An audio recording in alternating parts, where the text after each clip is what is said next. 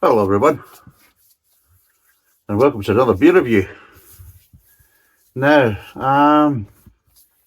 what are we doing today? Oh, I don't know. I really don't know what to do today. I'll bugger it. We're going to do an IPA Gold from Greene King. Had this for a while now. My nose really kind of excited by it, so I suppose I better get around to it, Do you know it's a bit of a strange thing? Here's one for you. I was looking for beer, looking at different beers and that type of stuff to get some different beers in. So I was looking online. And I did a search for Sam Smith. Got a bit of a strange result back, by the way. Because when I did a search for Sam Smith, as in the brewery, I got a picture of this person. A bit of a strange looking person, a bit of a kinky looking person. Wearing makeup and a beard. And kind of latex, scantily clad. But this person must be something to do with the brewery, because he's a huge big beer belly, so I don't know. But anyway, I've ordered some beer from the kinky big bugger, because I think he must be the head brewer or something like that. I don't know. Bit of a strange get-up to wear, but not much to wash. But anyway, I've ordered some Sam Smith beer, so obviously it must be quite good, because he looks like he's drunk a hell of a lot of it. But anyway, that's that. But anyway, so we're going to do this IPA Gold. It's 4.1%. But apparently it's fragrant and fruity, as it says there on the neck. Fragrant and fruity. Now, it might be a bit different as well, this video, because this one should be in 4K. So I apologise if I scare you even more than I usually do with the additional clarity, which I'm going to show you is not much in your favour. Now, what does it say on it? Aroma: fragrant, floral, citrus, fruits. Taste: light and refreshing, golden ale with citrus notes. Aromatic: Savinsky, Goldings, hops create a complex mix of lemon, citrus, floral and spicy notes. Late hopping creates a hint of tropical fruits. Our brewing heritage dates back to 1799. The roots set down by Edward Greene and Frederick King and are embedded in the way we make our beer at our Westgate brewery today. Greene King IPA Gold is a deliciously light and refreshing golden ale, with soft tropical fruit flavour and a crisp bitterness to balance. There you go. 500ml bottle. Can't remember what it costs. I will put it down below. And let's go for the white one today. Let's use the white one today. There we go. We'll see what this is like. But yeah, so it'll be interesting. So I've ordered a selection from Sam Smith, so that'll be quite nice. That type of stuff. Oh, it does a bit of singing as well, I don't know when he gets the time to brew the beer anyway, but never mind. Let's get this poured.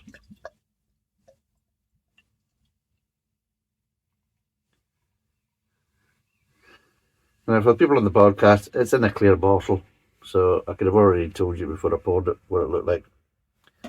And it's just a slight kind of light, it's not completely clear, just slightly off clear. So it is. And a very light golden colour with absolutely really no head whatsoever. And it's actually quite gassy and effervescent when it was getting poured there. Smell wise, well, I'm getting citrus. Yep. Two smells I'm getting: a little bit of golden syrup and citrus. That's the only two smells I'm really getting. Am I really picking up anything tropical? No, there's no bongo smells. No Five Alive. Not really even getting anything, no tropical, no passion fruit, none of that at the moment. Just really kind of generic. It's problem with the slightly golden syrupy smell. It doesn't smell like a kind of grapefruit smell. It just smells kind of generically kind of citrus.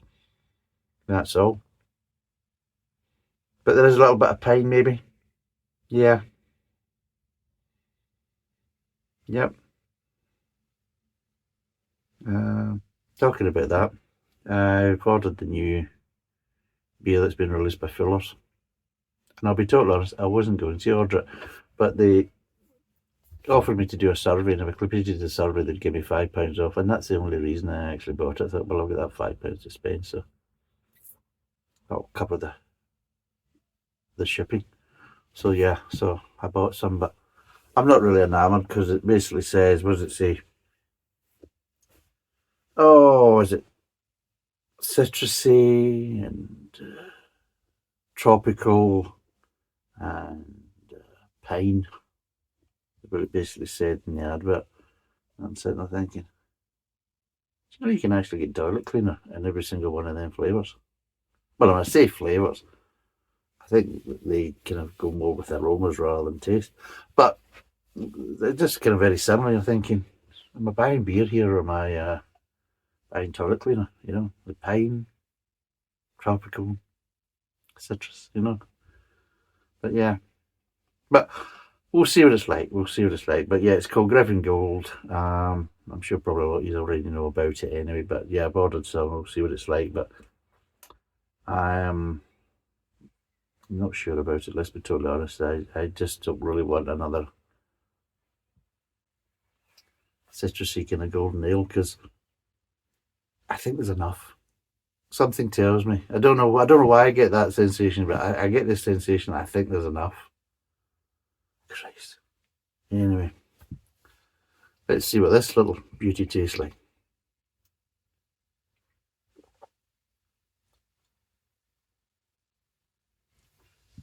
Oh, it's a bit gassy. Jesus. That's attacking the back of the throat.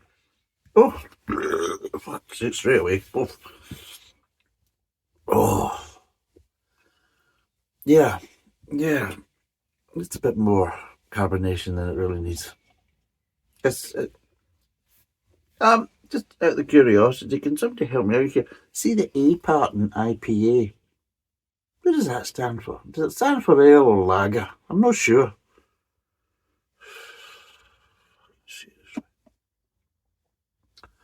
Right at the wall. Look at this. Look at it. You get a better head in toilet cleaner. I don't know.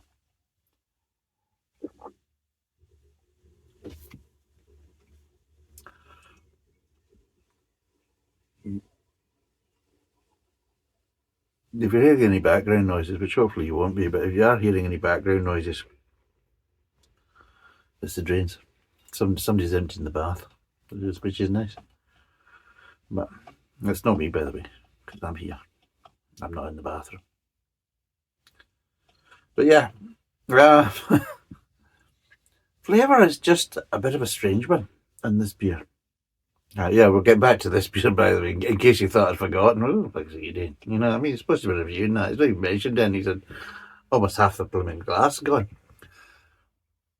Well, this is the problem. There's a little bit of sweetness there, which is fine. A teeny bit of bitterness at the back end, but nothing lingering. Very clean finish. But the kind of flavours in between are kind of... They hint at things, but don't really kind of... bloody hell. Provide any clarity. Again, like I said, it's a bit overcarbonated. And you know I'm not one for really kind of rifting and releasing kind of gas or wind, although other people that do know me would say something different, but they're just saying that out of badness and jealousy. But yes, so yeah, ale shouldn't be that kind of level of carbonation.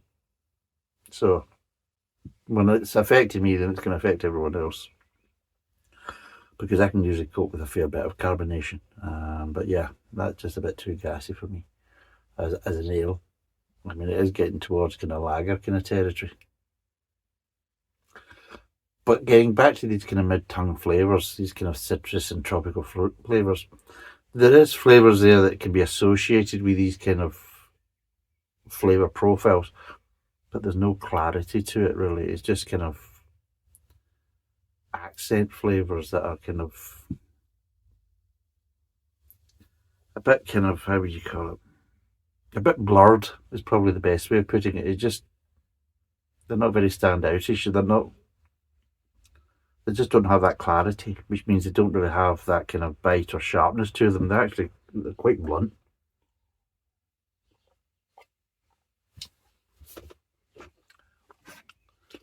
Probably the biggest flavour in the mid-tongue that kind of stands out is as you get towards the kind of back end of the mid-tongue, you're getting a kind of pininess. Now, the problem is when you're taking your first sip, when you're taking a sip, you're getting pine at the front of the mouth, but not as a flavour.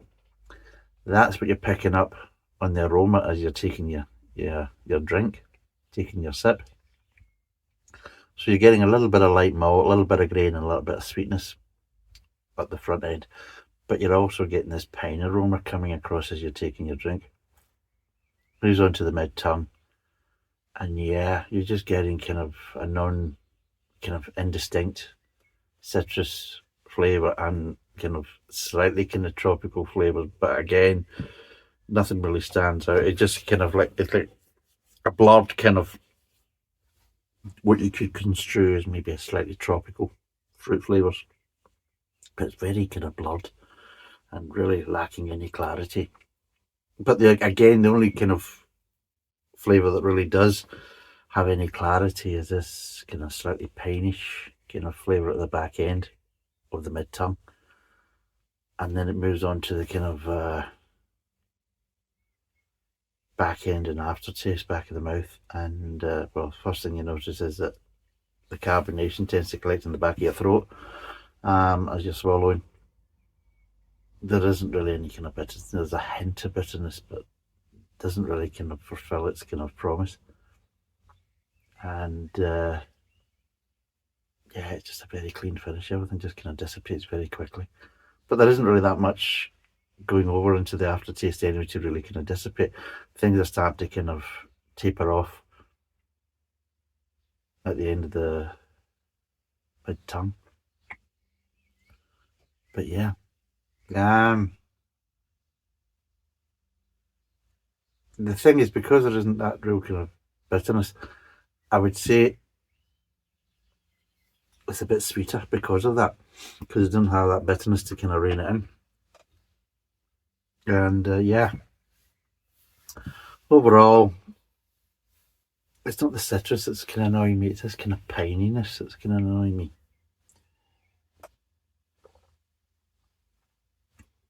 Yeah, it's a bit too piney. Yeah. It's like I've been sucking off Douglas fir. Oh, I mean the tree, by the way. So if there's any Douglas firs out there, don't get your hopes up. But yeah, it's not even really. It's easy. Flavour wise, I think it's kind of easy drinking just because there's no real kind of wonderful strong flavours to really kind of hamper you. But it's slightly overcarbonated, so again that affects it. So it's easy drinking in some ways, but not so easy drinking in others, because of the carbonation. And just overall, it's not really that good. It really isn't. And the pine flavours really kind of annoy me, really. So, what would I give this out of 10? Not really much, to be totally honest.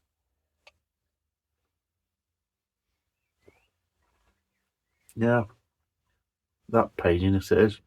But generally, it should be being a bit hard picking up bloody Greene King. No, it's just, I don't know, I'm not a fan. I don't really mind the citrus, but too much of the pine, and I'm sorry, you can shove that up your arse. I mean, I'll be totally honest, it's just not my cup of tea. It's just, no. Why you'd want your beer tasting like toilet cleaner, I just, you know. It's that old pine disinfectant you used to use at school and things like that, and everyone just stank of bloody pine. It's horrible in these old kind of school buildings I used to go to, you know. dreadful. And you think, Jesus, why the hell would I want that in a flavour of a beer? Why would I want that even as an aroma? So anyway, so out of 10, what would I give this?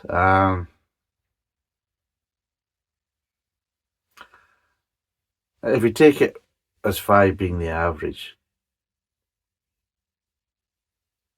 then it loses a bit because it's slightly overcarbonated, and it loses a bit because it's a bit too piney for me. So on that basis, 3.5 out of 3.5 out of 10. It's just not my cup of tea at all. It's no bitterness really. There's a bit of an imbalance with the flavours. It's a bit sweeter than it probably needs to be because of that, because there's nothing to kind of rein that in. I don't like the pine aroma coming through, spoiling the front of the mouth. I don't like the pine coming through in the mid-tongue. That's spoiling that, and there's nothing really there to kind of redeem it or try and recover it in the back end and the aftertaste. So, no, for me, 3.5 out of 10 is the best I can give it. It's 4.1%, 500ml. I think it'd be roughly about £2 a bottle. I think they'd be a bloody cheek of the ass for anything more for it. So yeah, if you like kind of piney, kind of slightly citrusy kind of beers, then this is up your street. If you're not, if you're a bit like me thinking, oh god, I can't think of anything worse, then don't bother. So, thanks for watching. Cheers. And bye for now.